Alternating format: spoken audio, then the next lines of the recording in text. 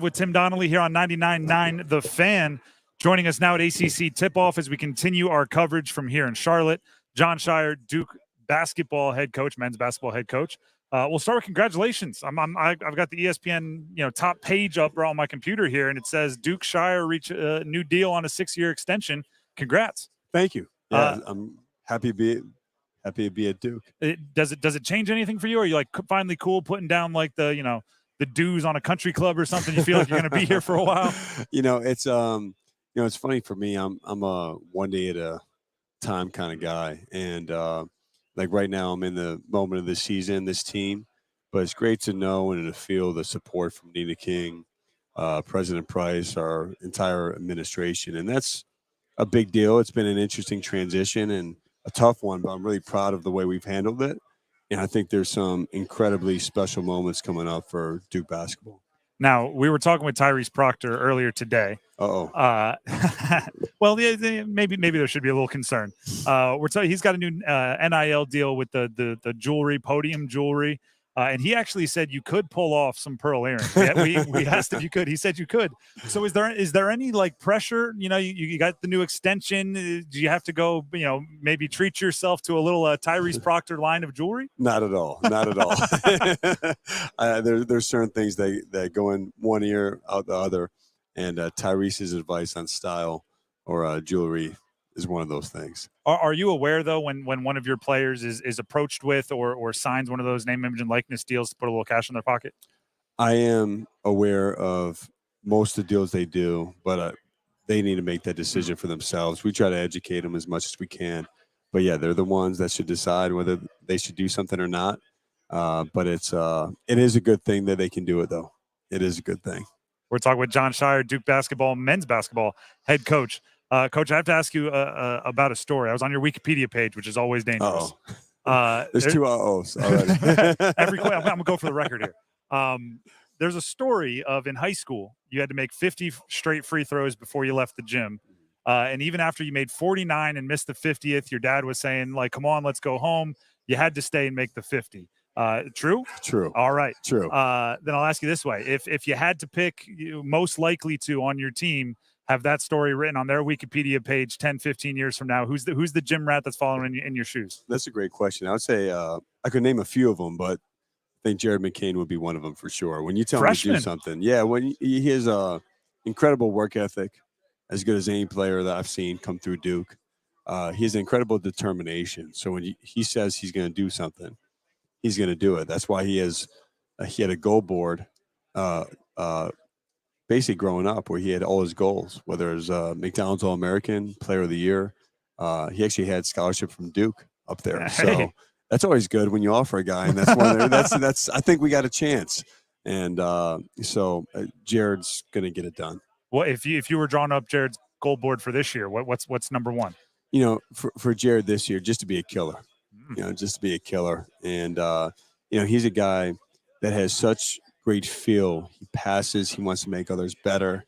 And, these guys are such a pain to me, man.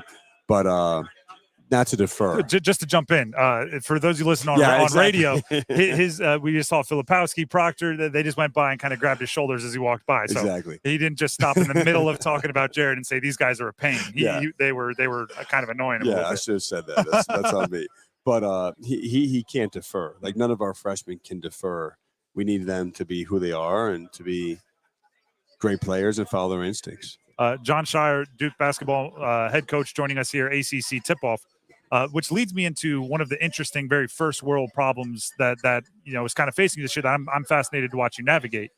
You're returning 4 starters, 80% of your scoring, and according to the people that count stars and stuff, the number 2 recruiting class in the country. How do you mix and match that to where somebody like Jared McCain, who deserves his opportunity to shine, but also guys that are coming back, like some of those guys that just passed behind us, they've earned the right and have returned to school expecting their opportunity to shine? Well, I think there's 2 main things with this. One is none of them would be here if they didn't want to be pushed and challenged.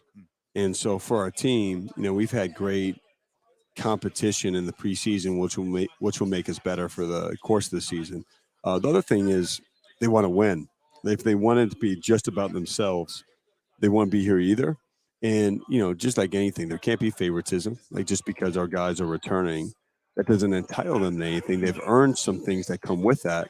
But whoever earns it is going to get the minutes, end of the day. Uh, we can't get caught up in stats, though. It can't be about points per game or assists per game, whatever it is. Like for our team, some nights it may be somebody else has it going. Need to be happy for him, and let's go and let's win. And then we come back, and it could be somebody else's number on a different day. But I think we have that type of team where different guys can step up depending on the game and situation.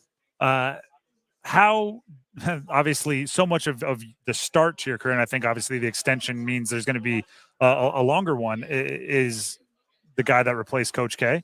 Last year versus this year, how would you compare the mentions in interviews like this one of Coach K's name popping up? A little bit less. Do you like it that? Do you like it that way? For me, no matter what, that's going to be part of my story, and I'm proud that it's part of my story. I came into Duke as a 17-year-old, 18-year-old, replacing JJ Redick. I've done the same thing now, replacing Coach K. That's an amazing story. Like for me, I don't shy away from that.